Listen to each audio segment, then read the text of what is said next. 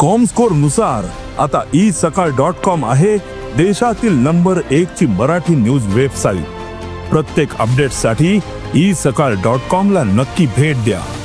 नमस्कार, मी अनिल जाधव, तुम्ही बघताय आपला अग्रवन। केंद्र सरकारने आपल्या हरभरा उत्पादकांची चिंता वाढवणारा एक निर्णय घेतला। गेल्या काही महिन्यांपासून हरभऱ्याचे भाव कमी होण्यासाठी कारणीभूत ठरलेल्या पिवळा वाटाण्याच्या मुक्त आयातीला सरकारने 3 महिन्यांची मुदतवाढ दिली आहे। त्यातच चीनच्या एका धोरणामुळे भारतात पिवळा वाटाण्याची आयात जास्त प्रमाणात होण्याची शक्यता आहे। आता पुढचे 3 महिने पिवळा वाटाण्याची जवळपास 4 ते 5 लाख टनांच्या दरम्यान आयात होऊ शकते असा अंदाज आहे।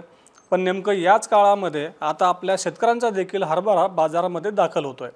थोडक्यात काय तर सध्या शेतकऱ्यांचा माल बाजारात येतो आणि दुसरीकडे सरकारने पिवळा वाटाण्याची आयात देखील खुली केली आहे। या आयातीवर कुठल्याही प्रकारचा आयात शुल्क नाही आहे, कुठल्याही प्रकारचा कोटा नाही आहे। म्हणजेच काय, बाजारावर आता दोन्ही बाजूंनी दबाव येतोय। एकतर शेतकऱ्यांचा माल बाजारात येतो आणि दुसरीकडे पिवळा वाटाण्याची आयात देखील मुक्तपणे बाजारात येते। यामुळे बाजारावर याचा दबाव येऊन हरभऱ्याचे बाजारभाव जोपर्यंत अवकेचा दबाव आहे तोपर्यंत तरी किमान हमीभावाच्या दरम्यान किंवा त्यापेक्षा कमीच राहू शकतात असा अंदाज अभ्यासकांनी व्यक्त केला आहे आणि याचा थेट फटका आपल्या शेतकऱ्यांना बसणार आहे। आता पिवळा वाटाणा आणि हरभऱ्याचा संबंध काय असा प्रश्न अनेकांच्या मनामध्ये आला असेल। तर गेल्या काही महिन्यांमध्ये याची प्रचिती किंवा आपण जर बाजाराकडे पाहिलं तर याचा अनुभव आपल्याला येतो की नेमका पिवळा वाटाणा आणि हरभऱ्याचा संबंध काय। सरकारने गेल्या वर्षभरापासून पिवळा वाटाण्याची आयात खुली केलेली आहे, म्हणजे डिसेंबर 2023 पासून पिवळा वाटाण्याची आयात खुली केली आहे। कारण सरकारचं एकच उद्दिष्ट होतं की हरभऱ्याचे वाढलेले भाव कमी करायचे। मग पिवळा वाटाण्यामुळे हरभऱ्याचे भाव कसे कमी झाले, तर पिवळा वाटाणा मोठ्या प्रमाणात हरभऱ्याला पर्याय म्हणून वापरला जातो। म्हणजे आपण जे डाळ खातो त्या डाळीमध्ये, म्हणजे जे काही प्रक्रिया उद्योग आहे त्याच्यामध्ये हरभऱ्याच्या डाळीमध्ये पिवळा वाटाणा मोठ्या प्रमाणात मिक्स केला जातो, त्याचं मिश्रण केलं जातं। बेसन उद्योगामध्ये मोठ्या प्रमाणात पिवळा वाटाणा वापरला जातो, म्हणजे हरभऱ्याच्या पिठामध्ये वाटाण्याचं पीठ मिक्स केलं जातं आणि एक हरभऱ्याचं बेसन म्हणून ते बाजारात विकलं जातं। अशा प्रकारे पिवळा वाटाण्यामुळे हरभऱ्याची मागणी कमी होते। आता गेले वर्षभर म्हणजे डिसेंबर 2023 पासून जानेवारी 2025 पर्यंत देशात विक्रमी 32 लाख टनांच्या दरम्यान पिवळा वाटाणा आयात झाला आणि या पिवळा वाटाणा आयातीमुळे हरभऱ्याचे भाव कमी व्हायला मदत झाली। कारण आयात होणारा पिवळा वाटाणा हा स्वस्त होता। मग स्वस्त पिवळा वाटाणा हरभऱ्यामध्ये मिक्स केला गेला आणि हरभऱ्याचे भाव कमी कमी होत गेले, कारण मागणी कमी होत गेली। आता नेमकं या काळामध्ये सरकारला पिवळा वाटाण्याच्या मुक्त आयातीला मुदतवाढ द्यायची गरज होती का, हा खरा प्रश्न आहे। आता शेतकरीच नाही तर उद्योगाने देखील असं सांगितलं होतं की सरकारनं शेतकऱ्यांचा माल बाजारात येतोय, या काळामध्ये तरी किमान पिवळा वाटाणा आयात किंवा इतर कडधान्याची आयात मुक्तपणे करू नये, त्यावर बंधनं घालावी, आयात शुल्क घालावं किंवा पिवळा वाटाण्याची आयात ही बंदच करावी। कारण जर समजा या काळामध्ये आयात वाढली तर आपल्या शेतकऱ्यांना भाव मिळणार नाही। आता त्यातल्या त्यात आपल्या शेजारच्या चीननं कॅनडामधून आयात होणारा पिवळा वाटाण्यावर तब्बल 100% आयात शुल्क लावलंय। त्यामुळं चीनमध्ये कॅनडामधून जो काही पिवळा वाटाणा जाणार होता त्याचं प्रमाण कमी होणार आहे। आता कॅनडा हा जागतिक पातळीवर पिवळा वाटाण्याचा सर्वात मोठा पुरवठादार आहे, निर्यातदार आहे। आता जेव्हा आपल्या शेजारच्या चीननं पिवळा वाटाण्यावरती 100% आयात शुल्क लावलं, त्यामुळे कॅनडामधून जो माल चीनकडे जाणार होता तो माल भारतात येऊ शकतो याची दाट शक्यता आहे आणि दिसतंय तसंच।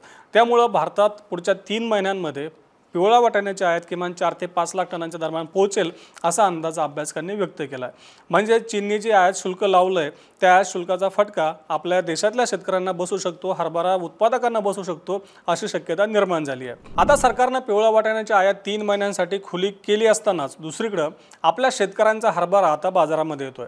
बाजारात हरभऱ्याची आवकेचा दबाव आता वाढायला सुरुवात झाली आहे। पुढच्या महिना दीड महिना देशातल्या बाजारामध्ये हरभऱ्याची आवक मोठ्या प्रमाणात असेल। आता सरकारनं नेमका शेतकऱ्यांचा माल बाजारात येत असतानाच पिवळा वाटाण्याच्या शुल्कमुक्त आयातीला म्हणजेच खुल्या आयातीला आता 3 महिन्यांची मुदतवाढ दिली। 31 मे पर्यंत आयातदारांना पिवळा वाटाणा आयात करता येणार आहे। आता दुसरीकडे चीननं 100% आयात शुल्क लावल्यामुळे साहजिकच चीनकडे जो माल जाणार होता तो आपल्याकडे येणार आहे आणि याचा थेट दबाव आपल्या शेतकऱ्यांच्या भावावरती येणार आहे। आता देशामध्ये यंदा 115 लाख टनांच्या दरम्यान हरभऱ्याचं उत्पादन होईल असा अंदाज सरकारनंच व्यक्त केला आहे। मग देशात 115 लाख टन जर उत्पादन होणार असेल तर मग पिवळा वाटाण्याच्या शुल्कमुक्त आयातीला मुदतवाढ देण्याची गरज काय होती असा प्रश्न देखील अभ्यासक उपस्थित करतायत। आता देशामध्ये जर समजा हरभऱ्याची मागणी आणि पुरवठा याचा जर आपण विचार केला म्हणजे सरकारचा जर उत्पादनाचा अंदाज गृहीत धरला तर देशामध्ये हरभऱ्याचा पुरवठा तसा पाहिला तर मग संतुलित असायला पाहिजे। परंतु सरकारने एकीकडे चांगल्या उत्पादनाचा अंदाज व्यक्त केला आणि दुसरीकडे मात्र आयात खुली केली आहे। त्यामुळे बाजारामध्ये आश्चर्य व्यक्त केलं जात आहे। आता पिवळ्या वाटाण्याचे शुल्कमुक्त आयातीची मुदत 28 फेब्रुवारीला संपली होती। त्यानंतर सरकारने जवळपास 7-8 दिवस कुठलंही नोटिफिकेशन काढलं नव्हतं।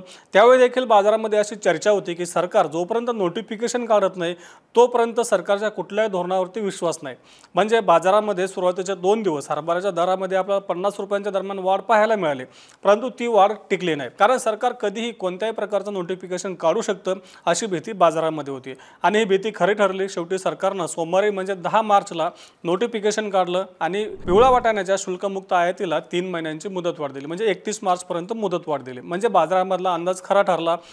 त्यामुळे सरकारने नोटिफिकेशन काढल्याचा परिणाम बाजारावरती तेवढ्या मोठ्या प्रमाणात जाणवला नाही। परंतु आपण जर पुढच्या 1-2 महिन्यांचा जर विचार केला की ज्या काळामध्ये नेमके आपले शेतकरी माल विकणार आहेत त्या 1-2 महिन्यांमध्ये साहजिकच बाजारावरती दबाव असणार आहे। कारण जरी बाजाराने आधी म्हणजे बाजारातील जे कोणी व्यापारी आहे, स्टॉकिस्ट आहे, प्रक्रियादार आहे यांनी जरी आधी गृहीत धरलं असेल की सरकार पिवळ्या वाटाण्याच्या आयातीला मुदतवाढ देऊ शकतं, तरी सरकारनं प्रत्यक्षात निर्णय घेतल्यानंतर जी आयात होणार आहे त्याचाच दबाव पुढच्या काळामध्ये आपल्याला दिसू शकतो। आता एकंदरीत सरकारनं हा निर्णय घ्यायला नको होता। सरकारनं केवळ पिवळ्या वाटाण्याचा निर्णय घेतला नाही तर सरकारनं उडदाच्या शुल्कमुक्त आयातीला म्हणजे कोणत्याही अटीविना आयातीला 1 वर्षाची मुदतवाढ दिली आहे। आता 31 मार्च 2026 पर्यंत उडदाची आयात खुली असणार आहे। आता ही मुदत म्हणजे सध्याची मुदत ही 31 मार्च 2025 पर्यंत होती, पण ही मुदत संपायच्या आधी सरकारनं नोटिफिकेशन काढलं आणि उडदाच्या आयातीला 31 मार्च 2026 पर्यंत मुदतवाढ दिली आहे। आता तुरीच्या मुक्त आयातीला देखील 31 मार्च 2026 पर्यंत आधीच मुदतवाढ दिलेली आहे। तसंच सरकारनं मसूरच्या आयातीवरती फक्त 10% आयात शुल्क लावलं। आता मसूरची आयात मोठ्या प्रमाणात भारतामध्ये आधीच झालेली होते। 10% आयात शुल्क लावल्यानं आयातीवर तेवढ्या मोठ्या प्रमाणात परिणाम होणार नाही असं देखील सांगितलं जात आहे, कारण उद्योगांची मागणी होती की मसूरच्या आयातीवर किमान 30 ते 40% शुल्क लावावं। आपला कडधान्य बाजार गेल्या काही महिन्यांपासून दबावात आणण्याला प्रामुख्याने एक भूमिका बजावली, ती म्हणजे पिवळ्या वाटाण्यानं। पिवळ्या वाटाण्यानं हरभरा, तूर तसंच मूग आणि मसूरचे भाव कमी व्हायला मदत झाली होती।